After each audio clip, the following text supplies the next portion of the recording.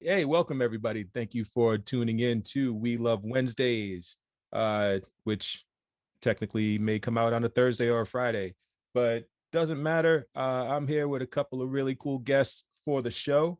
Uh, it's Laura and Scott Campbell, the hosts of Married with Comics. Uh, these guys are putting out stuff left and right. A lot of really cool videos that discuss comics that you may not actually know are on the shelves, which is cool. Like, I mean, you put me onto last house Nice House on the Lake in the last episode, because like I saw it on the shelf and I was just like, yeah, do I really want this? And then the way that you were just raving about it, like I'm now like going to check that out for sure. um It's completely worth it. Member of the K Squad here. We had Brandon on the show last week, founder of K Squad, and this is how I kind of ran into Laura, and now I'm actually meeting Scott for the first time. How'd you guys meet? Ooh, long story.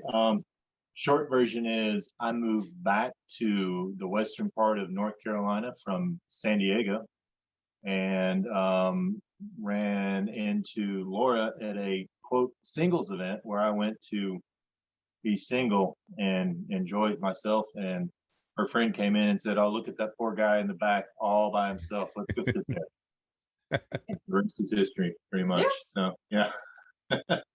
So yeah, he went there to be alone, and apparently we just had to be social. It's And not meant to be. No, wasn't meant to be. Yeah, so that's really freaking cool. Like I have not, I don't, I hear about it all the time, but I don't know anybody who's actually met anybody at like a singles event, or through, oh, I met my boyfriend through Tinder or whatever. Like I've never heard these things. Like I see a lot of hookups, I see a lot of like flash in the pan relationships, but you guys are married, which is really dope. It's really dope. It's a really cool story. I mean, like, what type of singles event was it? Was it like one of those things at like Comic-Con, or was it No, it was a church-related function. It's actually a church. Dope. They called it the Well. So it was meant to be a whole bunch of singles that gathered around the well and heard a message that day. And honestly, I think half of one of the strengths of our marriage is that we started off as friends. Mm-hmm. And at the time, we were both in very different places, and we both said, we're not ready to date, but we will definitely be great friends. And we would hang out, get to know each other a lot better on a friendship level, and then eventually kind of added the romance to it. So whenever, we've had, gosh, because we just celebrated 10 years. 10 years. 10-year anniversary. Oh, congratulations. So 10 years of marriage, been together for 12. Mm-hmm. So, I mean, we've kind of been through quite a few stumbles and life challenges, but having that friendship has definitely made a humongous difference for us. That's really cool. I mean, like, so church is a very good story. I mean, like, I gotta admit, I was hoping for something comic related, because like, we both reached for the same issue of Action Comics, and our hands touched and the rest was history. Like that's what I was thinking was going to happen. But yeah, anyway, it was still a good story. Story like that. I'm sure we could come up with something really juicy. There might have been play on her part. We'll just say that, could have been some mental powers going on this one side. I don't know. He is my telekinesis after all. So, Nice. What is the first comic book that you ever read? Laura, go. I don't know what issue it was, but it was enough for me to read and then not read again. And it was an X-Men series. And at the time, I grew up with the old, animated X-Men 90s series cartoon. I loved it. But like, my favorite character was Rogue, and I loved the bickering between her and Gambit. Absolute favorite parts of the series. And then I found a guy friend of mine who had this whole kind of box of random comics. And I remembered that Rogue was married to Magneto, and like everything was flipped on its head. I couldn't Age of Apocalypse. I've never read it. I never went back. I was just like, I don't know what the heck this is. And I put it down, and I tried at least finding like a couple consecutive comics, and he had issues that were all over the place. Right. So I kind of gave up on X-Men and was just like, I don't even know where the heck to jump in. So I just stopped. Hmm. That is definitely that so that's a very weird book to jump in on, right? Like so especially like you got your first taste of the X-Men from the animated series. So like you already have like this idea of what they are and you jumped in. I swear you picked the time to like pick up a book that was actually written like as a break from the norm. It was like one of these, it was one of these like alternate timeline, like started because, you know, Professor Xavier died and like what was the world like without him? And then Apocalypse came into power and like it just became this completely different world. And you just picked, that's the book that you picked up first. And it's just like, oh my God, I can imagine. That's the one, and that's why I was so confused. And I had no idea that comics did alternative universes like that, alternative realities. I had Mm-hmm. just picked it up, and I've been very hesitant to read X-Men since then. I would, I would highly recommend like reading some earlier X-Men, like leading up to Age of Apocalypse, and then read Age of Apocalypse with a fresh mind, like going into it as a comic book fan, you know, like in you know, that being your first comic, I can totally understand the trauma that that induced because I wouldn't know what to do. What about you, Scott? Reading Death of Superman is your first ever. That would be hard. For me, it was, and it's been a very long time ago. I'm almost 100% positive though that it was a Daredevil issue, and I want to say it was a Frank Miller run.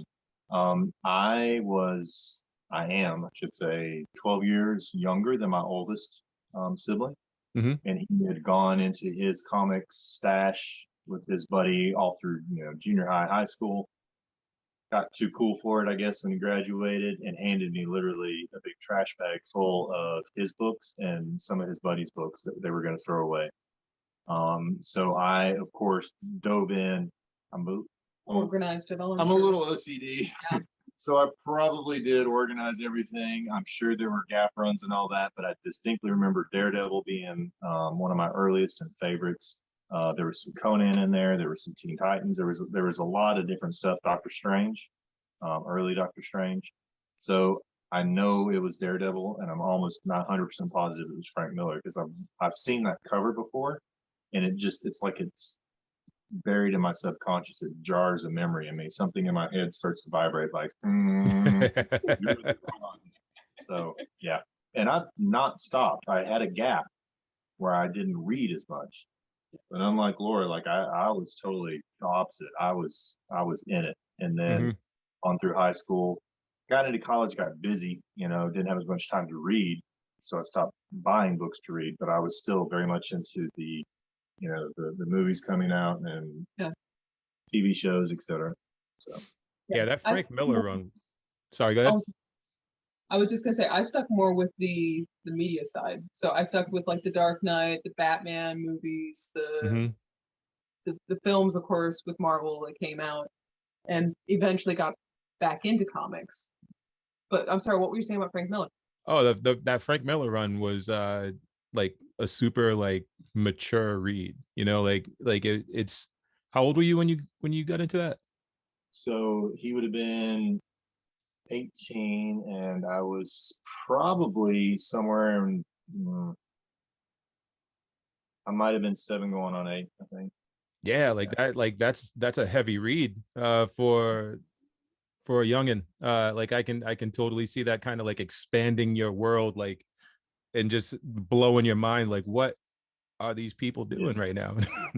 Why are people dying? What is So charged, even from like that age and upward. Like I can remember a very early school project being on the American West, and everybody like was Custer, Custer, Custer, Last Stand, Last Stand. I read somehow, and I think I actually had a buddy of mine who was ahead of me get the book for me from his library because they didn't have it in mine. There was an account of that entire battle from Sitting Bull's perspective. Mm-hmm. So at that age, I was already like, show me more. I don't believe just what you put in front of me. Give me the facts. Give me the other side of the story. And Nice. that I think is why I connected with it so deeply. that it's still one of my all-time favorites. Yeah. That's awesome, man. That's awesome because I have a very similar philosophy. I never read just one source of information. I'm always digging. I'm always trying to find a common thread and see what is actual reality, right? Like that's like because too many people like throw opinion on it on paper and call it fact, and it's just not. I don't know. It's just not a good way of living your life, right? Um, so yeah, props to you for that. For me, the like I had a similar experience. Only for me, I think I was probably a lot younger than you, man. I'm 49 now. Actually 48. I added an extra year to my life, but whatever. I don't even know how old I am. I stopped counting after 40. Uh, but it wasn't a comic book. It was actually Robotech. I don't know if you guys ever watched that, but um, it was like the first like cartoon that I ever watched that actually had like wartime stuff going on that and people were like dying and there were like politics and sides playing each other, and it was just like the weirdest thing for me as a kid because didn't experience any of that. I wasn't exposed to any of it, but it was like it just expanded my world. So that's what I mean by that. Like when you picked up that Daredevil, it must have just been like, this is it. This is totally it. This is what I want to escape to when I escape because it's like different from everything that I know. What are you guys reading? What's your favorite book right now? Your favorite current book? Wow. Talk about picking a favorite child. Like, yeah. I know it's a tough question. So I will say one of them for me specifically right now is Noctera. Um, it's another Image book, if I'm not mistaken. I believe it's Mhm. Image with It Scott is. Snyder. Yeah, it's Scott Snyder, and so we're kind of fans of his anyhow, and that book in particular though, because again, it took what could have been a predictable storyline, predictable landscape, we'll call it, and it did some unexpected stuff as far as I'm concerned with the characters. Mm-hmm. Um, is it good or bad? It's not just black and white. I like that. Right. Characters themselves so far, not just black and white. And I like that he's not afraid to broach some tougher subjects in it regarding, humanity and what would you do to save humanity, or how did we possibly screw up humanity? Who's Right. really responsible for it? What was the motivation behind that kind of stuff? Like he touches on that. It's not just, the young reader version of it. So, Yeah, I dig it. yeah. I have become a humongous James Tynion the Fourth fan. Yes. All good foods, yeah. So I didn't find out because originally I was a big Scott Snyder fan, and then found out about James Tynion the Fourth. Found out that James Tynion the Fourth attended a class taught by Scott Snyder. So Nice. there's a bit of an influence there. I'm like, that makes sense to me. Exactly. So Nice House on the Lake, like that everyone kept talking about, and I was going to wait because there's a Ken Lashley variant cover of that comic that I absolutely adore, and I was like, let me wait for my beautiful variant and then I will read it. And everyone was like, no, you must read it right now. Mhm. Read it and my mind has been blown. So I think I have my prediction of what's going to happen in the end, but I want to find out if I'm right. All And right. I'm like, if I am completely wrong, it's such like you can tell it's going to be a great like roller coaster. So that one I adore. Geiger is another one that's really surprised me. It was another one that everyone kept saying, there's something special about this story. It's the first time we've had an unknown character in more of like a superhero role, post-apocalyptic go. And I read the first issue at the same time I read Tankers. So I kind of did both of them back to back, which is why I did a video review of them both. Mm-hmm. Just saying, okay, well, this is what's coming from these two independent publishing companies. And Geiger just knocked it out of the park. They had just character development and just these storylines and these extra elements that I didn't think that they could kind of squeeze into an issue number one. And every single issue since then, they've added more to the story and they keep throwing extra twists at me. So that's one I have been ridiculously impressed by so far. Nice. Stray Dogs. That's the only other honorable mention. But I'm done.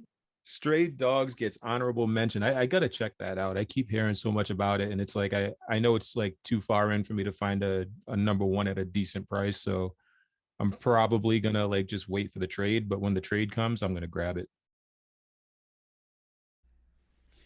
Hey, everybody. Thanks for listening to Tony and Cooley. We appreciate you listening every week while we ramble about stuff.